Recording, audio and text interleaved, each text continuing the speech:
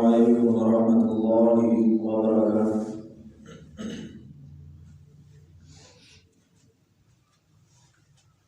ان الحمد للہ نحمده ونستعینه ونستغفره ونعوذ بالله من شرور انفسنا ومن سيئات اعمالنا،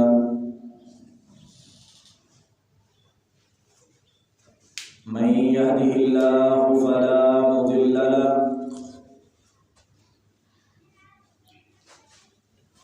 ومن يضلله فلا هادي له، ونشهد أن لا إله إلا الله وحده لا شريك له، وأشهد أن محمدا عبده ورسوله.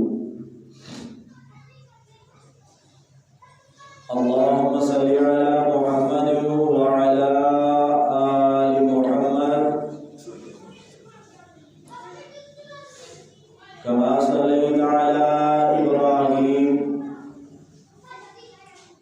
وعلى آل إبراهيم إنك حميد مجيد. اللهم بارك على محمد وعلى آل محمد كما باركت على إبراهيم وعلى آل إبراهيم إنك حميد مجيد. فأعوذ بالله السميع العليم من الشيطان الرجيم. بسم الله الرحمن الرحيم. إذ أخرجه الذين كفروا ثاني اثنين إذ هما في الغار إذ يقول لصاحبه لا تحزن إن الله معنا. صدق اللہ العظیم.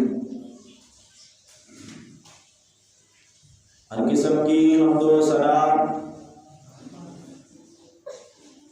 اللہ وحدہ لا شریک کے لیے، جو ساری کائنات کا حاجت روا، مشکل کشا، اولاد دینے والا،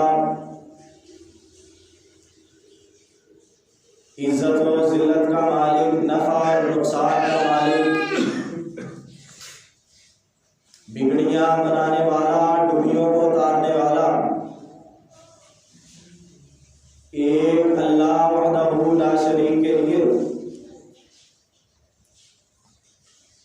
درود و سلام کے لائق میرے اور آپ کے پیر و مرشد امام الانبیاء، امام اعظم، قائد اعظم، رہبر اعظم، آمینہ کے لال جناب محمد رسول اللہ صلی اللہ علیہ وآلہ وسلم پر آج مجھے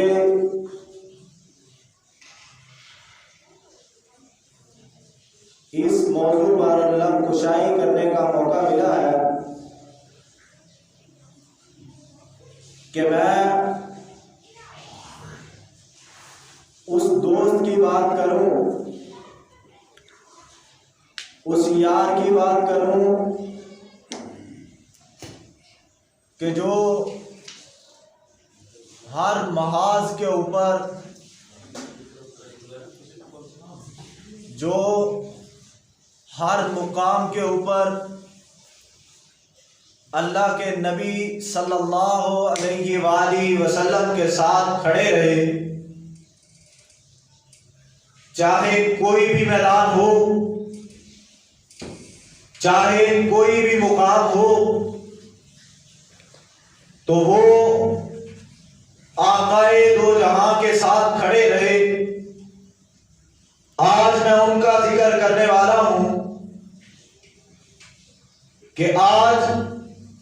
لوگ صحابہ کو برا بھلا کہتے ہیں، ان کے بارے میں بد زبانی کرتے ہیں، ان کو گالیاں تک دیتے ہیں۔ جناب عبداللہ بن عمر رضی اللہ تعالی عنہ، سنن ابن ماجہ کی روایت ہے، فرماتے ہیں کہ او لوگوں، زندگی میں کبھی کسی صحابی کے خلاف زبان استعمال نہ کرنا، تمہاری ساری زندگی کی نیکیاں، تم ساری زندگی اللہ کے سامنے سجدے کرو، تم ساری زندگی اللہ کے سامنے عبادتیں کرو، لیکن اللہ کے نبی کے ایک صحابی جو نبی صلی اللہ علیہ وسلم کے پاس ایک لمحہ بیٹھا ہے، اس کا بھی مقابلہ نہیں کر سکتے۔ تمہاری ساری زندگی کی نیکیاں اس کا مقابلہ نہیں کر سکتی۔ تو ان صحابیوں میں سے جس کی فضیلت زیادہ ہے، جناب ابو بکر صدیق رضی اللہ تعالی عنہ، وہ عظیم ہستی ہے کہ جن کا مقام، جن کی فضیلت خالی صرف میں بیان نہیں کرتا، ان کی فضیلت اللہ کے نبی بیان کرتے ہیں، اللہ کا قرآن بیان کرتا ہے کہ وہ کون ہے، کون صدیق اکبر۔ آیا ابو جہل، جلدی بھاگا نبی آیا، کہنے لگا ابو بکر، تو نے سنا ہے ہمارے مکے میں ایک آدمی ہے جو یہ کہتا ہے کہ آج کی رات کے اندر میں مکے سے چلا اور گیا مسجد اقصی کے اندر، وہاں میں نے سب نبیوں کو نمازیں پڑھائی، سب کی امامت کی، وہاں سے چلا اور گیا، میں آسمان کے اوپر جنت اور جہنم دونوں دیکھے، جنت کی سیر کی، فرشتوں سے ملاقات کی، نبیوں سے ملاقات کی، ساری رات میں یہ کر کے صبح سب سے پہلے فجر کے وقت واپس آ گیا، طلوع آفتاب سے پہلے واپس آ گیا، بتا تو مانتا ہے؟ جناب ابو بکر صدیق کہنے لگے عقل نہیں مانتی کہ یہ بات ایک رات میں یہ اتنا لمبا سفر ہو سکے، نہیں مان سکتی۔ کہا پتا ہے تجھے کس نے کہا؟ کہا ہاں بتا مجھے کس نے کہا؟ کہنے لگا تیرا نبی جس کا تو نے کلمہ پڑھا ہے وہ کہتا ہے میں نے ایک رات میں یہ سارا سفر مکمل کر لیا۔ جناب ابو بکر نے جواب دیا او بدبخت، اگر یہ بات میرا نبی کہہ رہا ہے تو اللہ کی قسم وہ سچ کہہ رہے، میری عقل مانے یا نہ مانے لیکن میری نبی کی بات سچ ہے۔ اور کون ابو بکر؟ ماری عائشہ صدیقہ بیٹھی ہیں اللہ کے نبی کے پاس، رات کا ٹائم ہے، آسمان کی طرف دیکھ رہی ہیں، آسمان کے ستاروں کو گن رہی ہیں، جب گنتی ہیں تھوڑا سا آگے تک جاتی، گن کے آگے تک پہنچتی ہیں، گنتی بھول جاتی ہے۔ اللہ کے نبی صلی اللہ علیہ وسلم سے سوال کیا آقا کیا دنیا میں کوئی ایسا شخص ہے جس کی نیکیاں اس ستاروں سے بھی زیادہ ہوں؟ میرے نبی نے کہا ہاں عائشہ، میرے عمر کی نیکیاں ان ستاروں سے بھی زیادہ ہیں۔ ماجی عائشہ کہنے لگی میں تھوڑی سی مایوس ہوئی، میں نے سوچا شاید میرے والد ابو بکر کا نام لیں گے۔ کہنے لگی اللہ کے نبی مجھے تو یہ تھا آپ ابو بکر کا نام لیں گے، آپ میرے والد کا نام لیں گے۔ فرمایا عائشہ ابو بکر کی وہ راتیں جو اس نے میرے ساتھ غار میں بتائی تھی ان کی نیکیاں اور عمر کی ساری زندگی کی نیکیاں ایک برابر۔ یہ فضیلت ہے جناب ابو بکر کی۔ آج کوئی اٹھے، کوئی اسلام آباد میں بیٹھ کے ابو بکر کو گالیاں دے جائے، کوئی کراچی میں بیٹھ کے یہ کہہ دے کہ ابو بکر نے فاطمہ کا حق نہیں دیا، اور ظالمہ وہ ابو بکر ہے جس نے اپنے گھر کا سارا مال نبی کے قدموں میں رکھ دیا، تو کہتا ہے اس کی بیٹی کے ساتھ، اس نبی کی بیٹی کے ساتھ ابو بکر نا انصافی کرے گا؟ یہ ہو ہی نہیں سکتا۔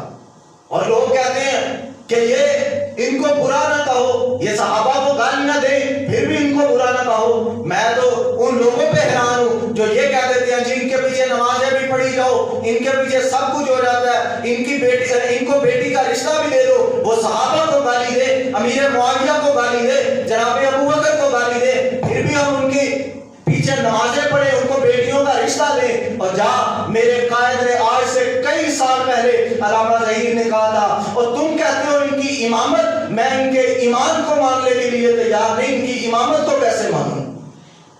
وہ صدیق کو گالی دیں اور ہم ان کے پیچھے نمازیں پڑھیں، ہم انہیں اچھا کہیں، انہیں اپنی بیٹیوں کا رشتہ دیں، یہ ہو نہیں سکتا۔ ایک توحید پرست آدمی جو مواحد ہو، اس کی بیٹی اگر کسی مشرک کے ساتھ اگر وہ شادی کر دیتا ہے، اللہ کی قسم اٹھا کے میں کہتا ہوں اس کی ساری زندگی کی نیکیاں ایک طرف، وہ اور کوئی گناہ نہ کرے، اگر اس کی بیٹی کے بچے جو ہیں وہ کل کو مشرک پیدا ہوتے ہیں، اسے جہنم میں لے جانے کے لیے صرف یہ عمل ہی کافی ہے۔ وہ اس ایک عمل کی وجہ سے جہنم میں چلا جائے گا کہ اس کی بیٹی جو بظاہر ایک مواہب کی بیٹی تھی، جو توحید پرست تھی، اس کی شادی اس نے کدھر کر دی؟ دیکھا پہلے کہ یہ جو میں شادی جس کے ساتھ کر رہا ہوں یہ آدمی توحید پرست ہے، یہ صحابہ کا منکر تو نہیں ہے، یہ صحابہ کو گالیاں دینے والا تو نہیں ہے، کسی نے نہیں دیکھا، کوئی پوچھنے والا ہے ہی نہیں۔ جلدی جلدی کیا دیکھتے ہیں؟ اس آدمی کی گاڑی ہے، یہ اچھا کاروبار کرتا ہے، یہ اچھی نوکری ہے اس کے پاس، شادی کر دو کوئی مسئلہ نہیں، ٹھیک ہو جائے گا، ہماری بیٹی ٹھیک کر دے گی۔ اگر کل کو وہ خود اس کی طرف چل گئی تیرا کیا بنے گا؟ کل کو قیامت کا دن ہوگا وہ تیرے گریبان کو پکڑے گی، اور اگر تو جنتی بھی ہوگا تجھے اٹھا کے ساتھ جہنم میں لے کے جائے گی اور اللہ سے کہے گی کہ یہ آدمی ہے، یہ میرا باپ ہے، اگر یہ میری شادی اس مشرک کی طرف نہ کرتا، یہ منکر صحابہ کی طرف نہ کرتا، جو صحابہ کو گالیاں دیتا ان کی طرف نہ کرتا، آج میں بھی ایک مواہب کے گھر میں ہوتی، ایک مواہب کے ساتھ میری شادی ہوتی، میرے بچے بھی مواہب ہوتے۔ وہ آدمی وہ عورت کہے گی کہ پھر میں بھی جنت میں چلی جائے۔ اور لوگ اکثر ہم سے سوال کرتے ہیں تم صحابہ کی فضیلت بیان کرتے ہو، حضرت علی کی فضیلت، اور حضرت علی بھی اپنے مقام کے لائق ہیں، وہ ان کی فضیلت بھی سب سے اوپر ہے، لیکن صدیق اکبر کی فضیلت بھی سب سے اوپر ہے۔ ہم دونوں میں اختلاف نہیں کرتے، ہم کسی کو برا بھلا نہیں کہتے، کسی کو یہ نہیں کہتے کہ جناب علی کی فضیلت نہ بیان کرو، ہمارے ممبروں پہ الحمدللہ ہم نے جناب علی کی فضیلت بھی بیان کی ہے، صدیق اکبر کی فضیلت بھی بیان کی ہے، امیر معاویہ کی فضیلت بھی بیان کی ہے، لیکن یہ تیسرا نام سن کے اکثر لوگوں کے پیٹوں میں مروڑ پڑتا ہے اور وہ کہتے ہیں امیر معاویہ کی فضیلت کون سی؟ آج میرا وہ موضوع نہیں ہے، لیکن اس کے اوپر بھی آج کچھ بدبخت صدیق کو گالیاں دیتے ہیں، کچھ امیر معاویہ کو گالیاں دیتے ہیں اور کہتے ہیں فاطمہ آئی تھی، انہوں نے آ کے صدیق سے حق مانگا تھا اور صدیق نے نہیں دیا، صدیق نے ان کو برا بھلا کہا، اور جا پوری کتابیں کھول، اپنے علماء کی کتابیں دے، اگر صدیق کی یہ ایک بات تو صحیح ثابت کر دے، اللہ کی قسم جو تو منہ مانگا انعام تجھے دینے کے لیے تیار، کر تو صحیح، کیا تو صحیح، مان تو صحیح۔ اور ایک بدبخت جو یہاں جہنم میں بیٹھا ہوا ہے وہ کہتا ہے کہ صدیق اکبر کو ہم دل سے نہیں مانتے، دل سے ہمارے امیر علی ہیں، لیکن یہ زور زبردستی میں صدیق اکبر کو لے کے، اور نعوذ باللہ صاحب میں یہ بھی کہتا ہے کہ اگر آج ابو بکر صدیق زندہ ہوتے وہ خون کے عنصر ہوتے، اور بدبخت تیری اوقات کیا ہے، تو ہے کون؟ صدیق اکبر کے گھوڑوں نے جہاں پیشاب کیا ہے، جہاں امیر معاویہ کے گھوڑوں نے پیشاب کیا ہے، اللہ کی قسم تو اس کے قابل میں نہیں ہے، تو ان کو برا کہتا ہے، تو کہتا ہے امیر معاویہ نہیں صحیح تھے، وہ غلط تھے، تو ان کے بہانے میں تو رافضی ہے، اہل سنت کا لبادہ اوڑھ کے آج ہمارے جوان لڑکے جو موبائل استعمال کرتے ہیں، یوٹیوب استعمال کرتے ہیں، وہ اس کے جانچے میں پھنس چکے ہیں، وہ کہتے ہیں یہ آدمی تو قرآن و حدیث بیان کرتا ہے، لیکن وہ قرآن و حدیث نہیں بیان کرتا، وہ قرآن کو بیان کر کے بعد میں اپنی رافضیت کو لے کے آتا ہے اور دکھاتا ہے لوگوں کو کہ وہ تو اصلی رافضی ہے۔ اور اکثر لوگ کہہ دیتے ہیں جی وہ تو رفع دین کے ساتھ نماز پڑھتا ہے، وہ جی ہاتھ اوپر باندھ کے نماز پڑھتا ہے، وہ تو اہل حدیثوں جیسا اس کا کوئی عمل نہیں ہے۔ اللہ کی قسم ہم امیر معاویہ کی بھی اتنی عزت کرتے ہیں، جناب علی کی بھی اتنی عزت کرتے ہیں، اور ابو بکر صدیق کی بھی اتنی عزت کرتے ہیں، ہم ان میں اختلاف نہیں ڈالتے، ہم یہ نہیں کہتے کہ پہلے اس کی عزت کرو، جناب علی کا حق تھا، امیر معاویہ کا حق نہیں تھا۔ آج تجھے جناب علی کا ایک قول بتاتا ہوں، حضرت علی کے بیٹے محمد بن حنفیہ انہوں نے سوال کیا کہ بابا اس دنیا میں اللہ کے نبی کے بعد سب سے عظیم ہستی کون ہے؟ انہوں نے سوال کیا، ان کے بیٹے نے سوال کیا، کہا کہ اس دنیا میں جناب محمد رسول اللہ صلی اللہ علیہ وسلم کے بعد سب سے عظیم ہستی تو جناب علی نے کہا تھا کہ اس دنیا میں اگر میرے نزدیک سب سے فضیلت والی ہستی ہے تو وہ ابو بکر ہے. تو کہتا ہے ان کے درمیان اختلاف، وہ ایک دوسرے کو برا بلا کہتے تھے. کوئی بدبخت کہتا امیر معاویہ ممبر پہ کھڑے ہو کے گالیاں دلواتے تھے. جا ایک روایت تو لے کے آ، کوئی ایک روایت جو صحیح سند کے ساتھ ثابت کر کہ امیر معاویہ نے یا جناب ابو بکر نے حضرت علی کو برا بلا کہا. یہ ثابت ہی نہیں کر سکتا. یہ امت میں اختلاف ڈالنے کے لیے ہے. اور پھر ہم نے ایک پیغام بھیجا، کچھ آدمیوں نے ہمیں یہ بات کہی کہ جی آپ جاؤ مرزا جیلمی کے پاس، وہ آپ اسے سوال کرو. میں ان آدمیوں سے بھی کہتا ہوں اور بھی کوئی آدمی وہ کھڑا ہو مرزے کے پاس جائے، جا کے اسے کہے جو اس کا ماننے والا ہے، اسے کہے ہم دو آدمی اس کے پاس آئیں گے، اس کے درمیان ہوں، ہمیں کوئی چیز کی ضرورت نہیں، نہ کوئی اسلحہ لے کے نہ کوئی چیز لے کے آئیں گے، ہمارا کیمرہ بھی آن ہوگا، اس کا کیمرہ بھی آن ہوگا. اللہ کی قسم جو آدمی ہماری اور اس کی 1 گھنٹے کی میٹنگ کروا دے اسے 3 لاکھ روپیہ دینے کے لیے تیار ہے. کروائے تو صحیح، اگر وہ حق پہ ہے تو کرے بات ہم سے. جائے لوگوں کو سامنے بٹھا کے، اپنے آدمیوں کو سامنے بٹھا کے بند کمرے میں بیٹھ کے بول لینا آسان ہے. سامنے علماء کے سامنے ہم جاتے ہیں، اس کے سامنے 3 لاکھ روپیہ اس آدمی کو دیں گے جو آدمی ہماری میٹنگ کروائے. ہمیں سامنے بٹھا دے، ہم صرف اس کے ہی سوال کریں گے کہ جو اس نے غلاظت، جو صحابہ کو برا بلا اس نے کہا، ہم صرف وہی سوال کریں گے، دوسرا سوال کوئی نہیں کریں گے اور کسی متعلق سوال نہیں کریں گے. اور پھر کہتے ہیں، اور میں نے جب یہ کہا کہ ہمیں ٹائم لے کے دو، میں اور حافظ ابو یحییٰ ہم جائیں گے جہاں اس سے سوال کریں گے، ہم سے اسٹامپ لکھوا لو، ہم کوئی چیز اپنے ساتھ نہیں لے کے جائیں گے، تلاشی لے لو. وہ صحابہ کو برا بلا کہتا ہے نا، ہم جاتے ہیں اس سے سوال کرتے ہیں، وہ ہمیں بس جواب دے. اور پھر آدمی آگے سے کہنے لگے نہیں جی ابو یحییٰ بھائی، ان سے وہ آدمی اتنا جل چکا ہے، وہ بغض صحابہ میں اتنا جل چکا ہے کہ وہ کسی کا سامنا کر ہی نہیں سکتا. اور پھر میں تو کہتا ہوں کہ خم ہے سر انسان تو حرم میں کچھ ہے، لوگ اشک بہاتے ہیں تو غم میں کچھ ہے. خم ہے سر انسان تو حرم میں کچھ ہے، لوگ اشک بہاتے ہیں تو غم میں کچھ ہے. ارے یوں ہی نہیں جلتا کوئی کسی سے، ہم سے کوئی جلتا ہے تو ہم میں کچھ ہے. کوئی آئے سامنا کرے، جو صحابہ کو برا کہتا ہے وہ سامنا تو کرے. آج ہم دفاع کریں گے، ابو بکر صدیق کا بھی دفاع کریں گے، امیر معاویہ کا بھی دفاع کریں گے. یہ لوگ صرف رستہ ڈھونڈتے ہیں کہ ایک صحابی کا رستہ، یزید کو گالیاں دے دی، ان کو گالیاں دی، یزید کو گالیاں دینے کے بعد اگلا کیا کرتے ہیں، امیر معاویہ کو بھی شروع کر دیتے ہیں.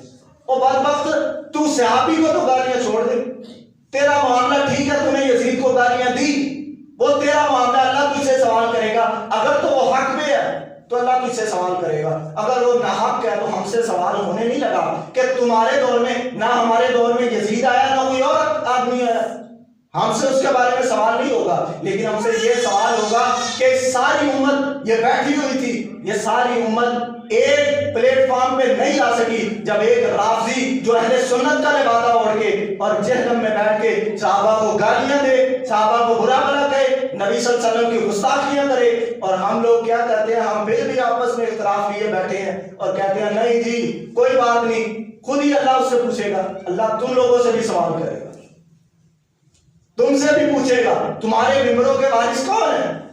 کون ہے جو تمہارے ممبروں پہ کھڑے ہیں، وہ تمہیں یہ نہیں بتا رہے کہ صحابہ کے گستاخانہ انجام کیا ہے، ان کا ہونا کیا ہے.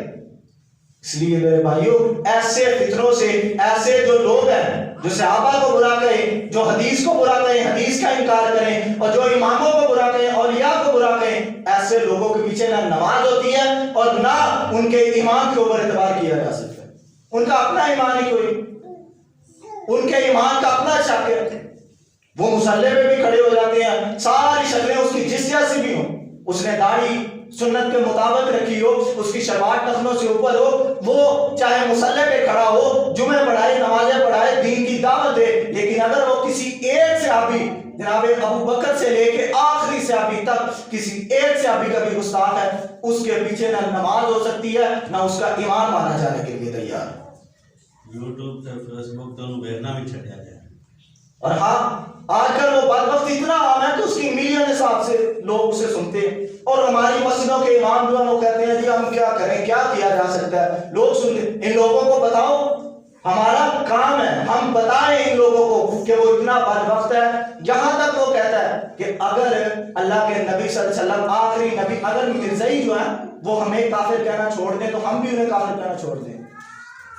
بدبخت, انہوں نے اپنا نبی اور بنا لیا, انہوں نے ہر چیز اور بنا لی, تو پھر ہم انہیں کیسے نہ کافر کہیں. کہتا ہے جی ان کے ساتھ بھی رشتہ داری کی جا سکتی ہے. اور پھر یہاں تک کہتا ہے کہ اگر کوئی رافضی, کوئی شیعہ کسی صحابی کو گالی دیتا ہے اسے کافر نہیں کہا جائے گا. اور اپنی ہی ایک ویڈیو میں وہ یہ بھی کہہ دیتا ہے کہ اگر یہ اہل حدیث جو ہے, اہل حدیثوں کے مولوی مجھے کافر کہتے ہیں اور کہتے ہیں جی یہ مرزا جو ہے یہ رافضی ہے اور کافر ہے, اور وہاں وہ حدیث بیان کر دیتا ہے جو مجھے کافر کہتا ہے وہ خود کافر ہے, لیکن صحابہ کو کافر کہنے والا کافر نہیں ہے. کیسی جہالت ہے, اور ہمیں پتہ ہی نہیں ہے.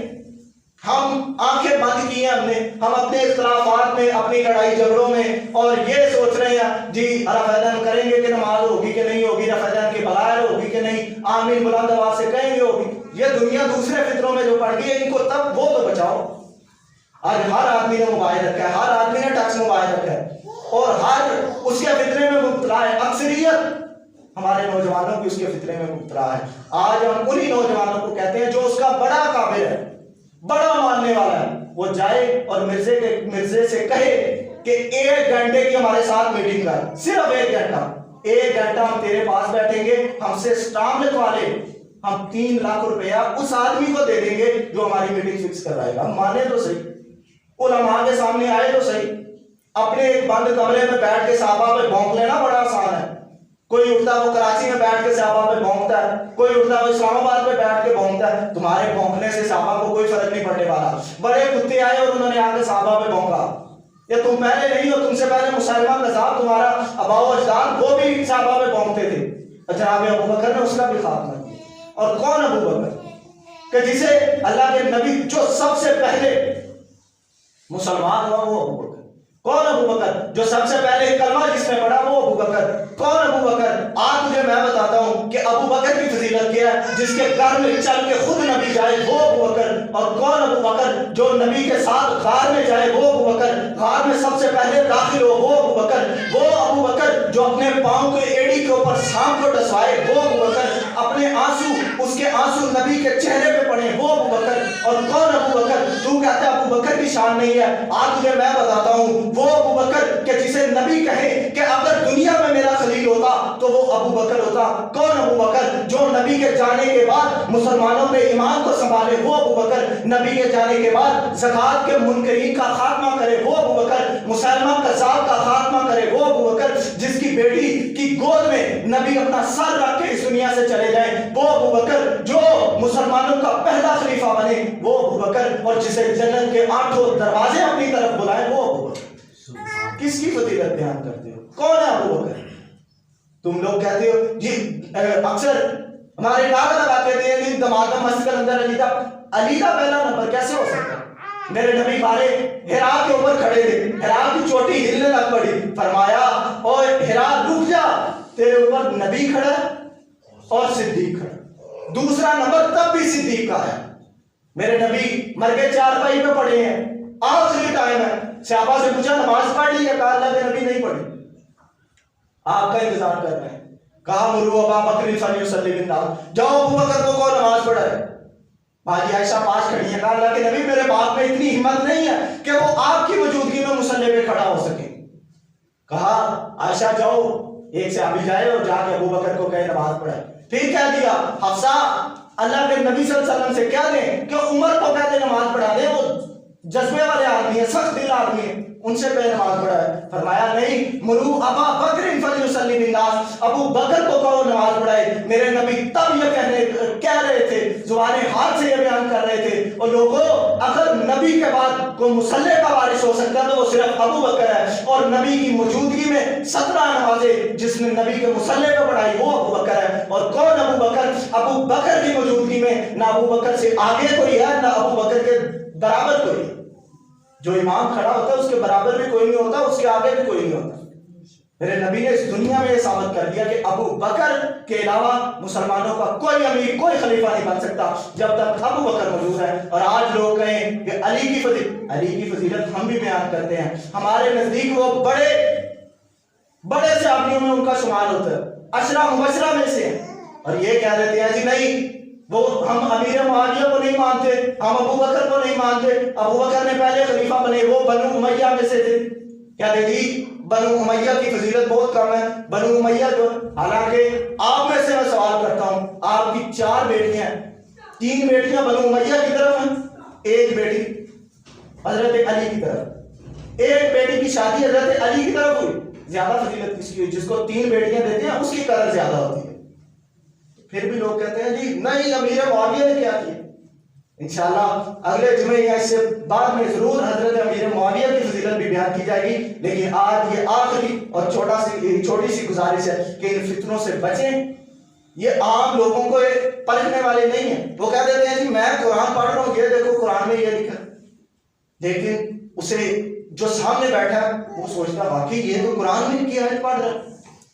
اور میں تو کہتا ہوں یہ دجالی فتنہ, یہ عام فتنہ نہیں ہے, یہ دجالی فتنہ ہے. دجال آئے گا وہ ہر آدمی کو اپنی لپیٹ میں لے گا, ہر کسی کو, ہر آدمی جو تقریباً 100 میں سے 60-70% لوگ جو ہیں وہ اس سے متاثر ہو جائیں گے. وہ کہیں گے جی اتنا اچھا آدمی ہے, یہ تو دودھ کی نہریں بہا رہا ہے, یہ تو گندم لا رہا ہے, اتنا اچھا آدمی, یہ ہمیں اتنی سہولیات دے رہا ہے.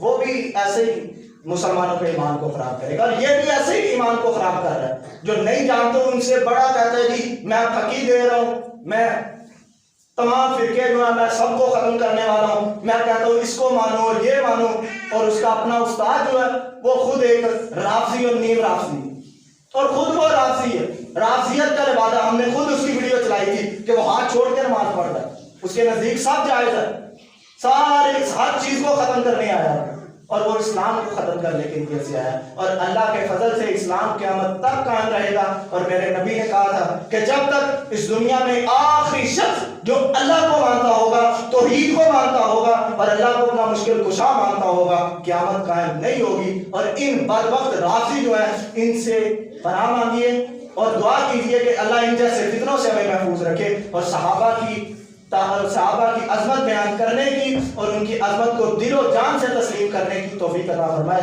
وَأَقُولُ قَوْلِي هَٰذَا وَأَسْتَغْفِرُ اللَّهَ لِي وَلَكُمْ وَلِسَائِرِ الْمُسْلِمِينَ وَاسْتَغْفِرُوهُ إِنَّهُ هُوَ التَّوَّابُ الرَّحِيمُ.